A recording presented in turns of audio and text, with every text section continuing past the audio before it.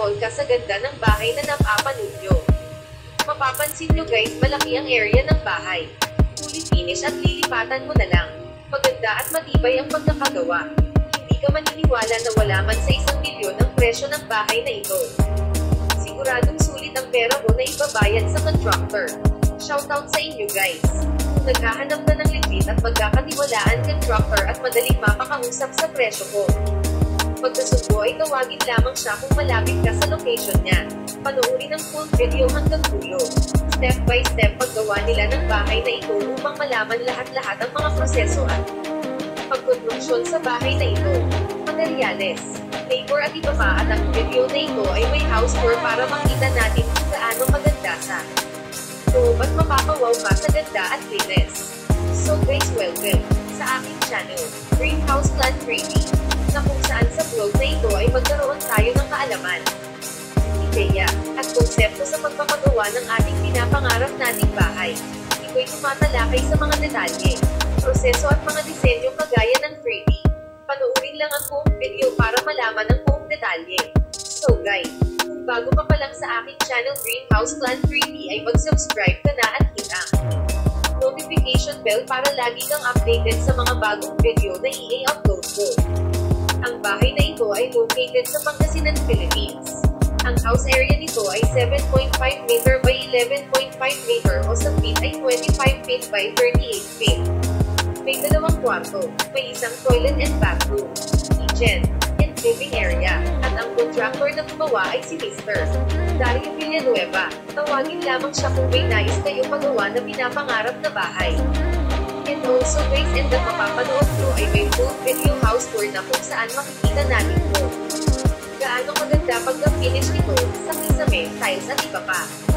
Mapawaw sa sobrang ganda talaga, turang-turang ang singil ng contractor na si Mr. Dario. Magkakasundo kayo sa pagpapagawa ng bahay. Makikita nyo sa video na nasimulan na sila sa pagbuhos flooring ng bahay at tinayo ng mga poste nito. Talagang makikita nyo yung mga bakal guys ay hindi tinipid ating pansinin ang mga bakal na kinabit.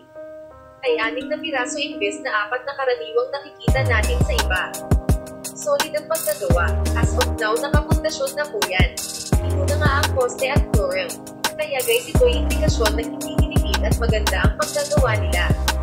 At sulit na sulit ang ibabayad mo. Natapos na nga yung rough flooring at pundasyon sa naitayong poste at nag-asinta. At may biga nga.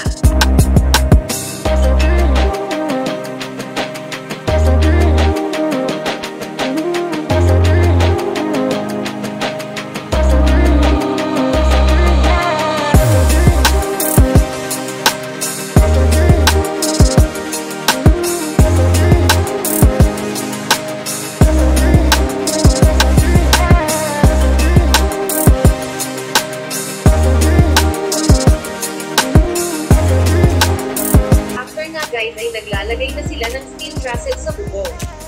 Pag-usapan natin kung ano mga sizes ang ginamit nilang steel trusses. Ang ginamit nila ay C-par leads at makikita natin na mayroong 2x3, 2x4, at 2x5. So about naman po guys sa kanilang bubong o bureau ay gumamit sila ng long span colorful cream type. Unti-unti na guys nabubuo ang bahay na ito at sandali na lang makikita na natin ang buong kabuuan ng bahay. So ayun sa detalye na binigay ng contractor ang house lot area na may laki na 7.5 meter by 11.5 meter at atin nakakonvert sa feet ay 25 feet by 38 feet. Mayroon itong 2 kwarto, 1 toilet and bath, living room, kitchen din ang area, and porch or terrace. Mapapanood nyo guys, malaki ang setup nito at napakaganda ng pagkagawa. Mapapawaw dahil sobrang babalang singil ng contractor. Samantalang ang iba ay lagpas milyon or more than milyon ang inaabot. Minsan sinasabi natin na iba-iba ang mga setup ng mga contractor at iba-iba ang puso nila. Kaya nga kung kukuha tayo ng mga manggagawa contractor man yan o area 1 ng ating bahay ay may malasakit dahil naiintindihan niya kung gaano natin pinapahalaga ang pera sa pagpapagawa ng ating bahay. At gaano rin natin katagal ito iipon. So guys, sa dakong ito ay full finish na halos pinturado na labas at loob ng bahay.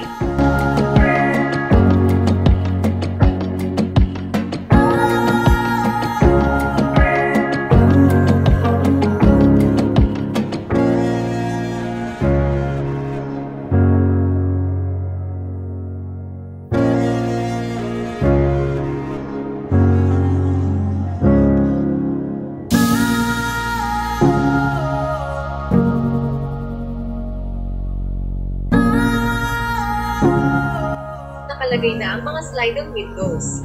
Kumpleto na lahat din as of now nga ang ginamit sa kanilang floor tiles iba't ibang klase at may style na veneer type. Naka-slide ang window at makikita nyo. Sa kanilang ceiling naman ay gold line ang style naman guys. Napapanood nyo na talagang napakaganda at malinaw at malinis ang paggagawa ng bahay. Guys, uulitin ko ang location ng bahay na ito ay sa Pangasinan, Philippines. At ang contractor na gumawa ng bahay ay si Mr. Dario Villanueva na taga Pangasinan din siya.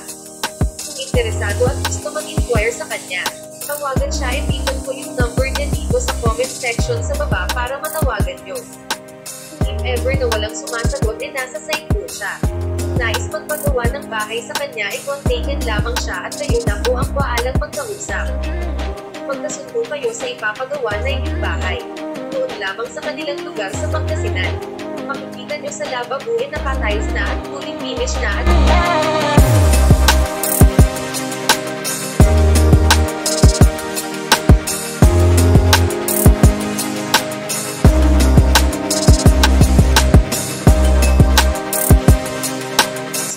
toilet naman guys na.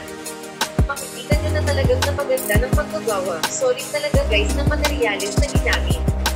So guys, nandito na tayo sa full video house tour at pagmasdang mabuti upang magkaroon kayo ng ideya sa pagpapagawa ng inyong bahay. Kung gaano kaluwang ang 7.5 meter by 11.5 meter lot area at makikita nga po guys ito nga ang pool. Enjoy the video guys. Kung nagustuhan nyo ay kontakan lamang si Mr. Dario Villanueva.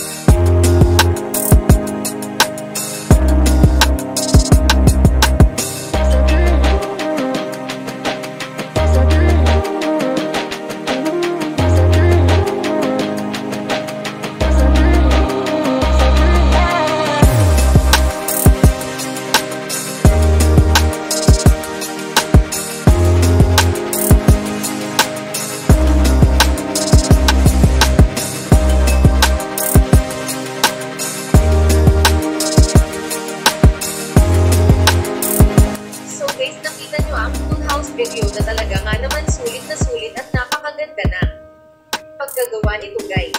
Gawa ko na tayo sa detail na binigay ni Sir Dario Villanueva na kung saan siya nga guys ang contractor ng bahay.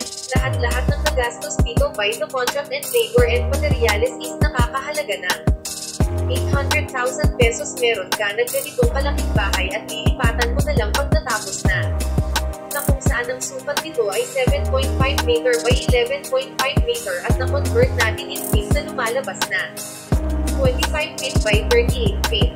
May 2 kwarto, isang toilet and bath, kusina and bilang, living area, and last porch or terrace.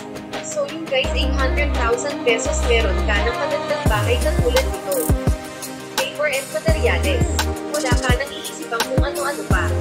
Kontrata. So sa mga gusto magpagawa ay marapat lamang na tawagin si Sir Dario Villanueva at mag-inquire sa kanyang hindi siya busy. Malamang aasikasuhin naman po kayo. At kayo na baalang mag-usap at makipag-deal sa kanya kung magkasundo sa presyo na ipapagawa.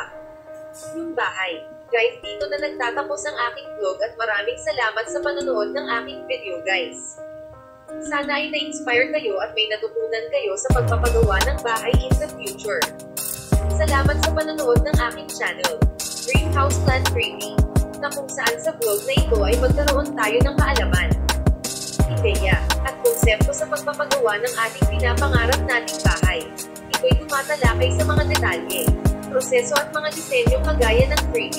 Panoorin lang ang buong video para malaman ang buong detalye. So guys, bago ka pa lang sa aking channel Dream House Plan 3D ay mag-subscribe ka na at hit ang notification bell para lagi kang updated sa mga bagong video na i-upload ko. Salamat at ingat!